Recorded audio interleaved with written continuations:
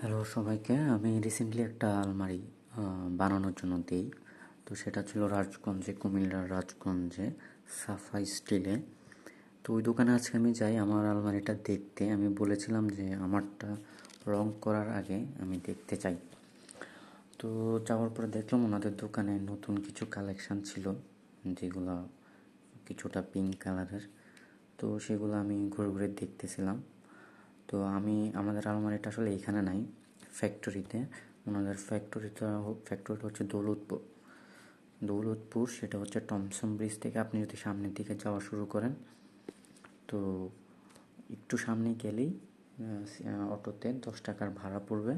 একটু সামনে গেলে আপনি দেখবেন যে কুমিল্লা শিক্ষা বোর্ড পার হওয়ার পরেই একটা স্টিলের কারখানা আছে। এই যে স্টিলের কারখানাটা, এটা আসলে ওনাদের না, যেটা আমি বুঝলাম। ওনারা এখান থেকে বানিয়ে নেন। আপনি ডিরেক্ট এখানে ওদের কারখানায় এসেও কথা বললে আপনি সম্ভবত আরও কমে ট্রাই করতে পারবেন বানানোর। তো আমারটা ছিল 78 ইঞ্চি লম্বায়, 48 ইঞ্চি ছিল পাশে, আর ভিতরে ছিল 24 ইঞ্চি, যেটা আপনারা দেখতে পাচ্ছেন এখানে। তো এটা আমি আজকে যাচাই করার জন্য গেলাম, যে ওনারা আমাকে বলেছিল যে 20 গেজের একটা শিট দিয়ে এটা বানানো হবে।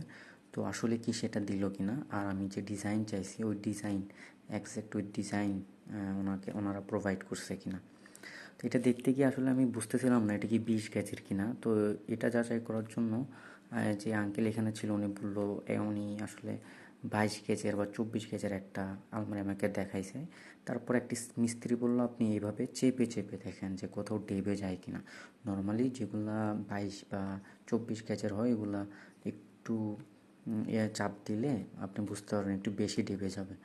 সো আমি এইভাবে ট্রাই করলাম। দেন হচ্ছে আমার নিচের এই যে ম্যাট শিটটা নিচে যেটা আছে এটা খোলা যায়। তো উনি আমাকে খুলে ওটা হাতে দিল যে দেখতে, যেটার ওজনটা আসলে কত। তো আমি দেখলাম ওজনটা বেশ ভালোই ভারী। সো 20 গেজ হলে আপনি যথেষ্ট ভারী শিট পাবেন আর কি। তো সেটাই আমি দেখলাম এইখানে কিছুটা ডেবে যাচ্ছিলো। তো আমি ওদেরকে জিজ্ঞেস করলাম এটা কেন, যে পিছনে ডেবে যাচ্ছে কেন। তো ওনারা বললো এটা যেহেতু কার্ভ করা হয়েছে, তো পিছনের সাইডে একটু ডেবে যাবে, এটা হইতে পারে স্বাভাবিক।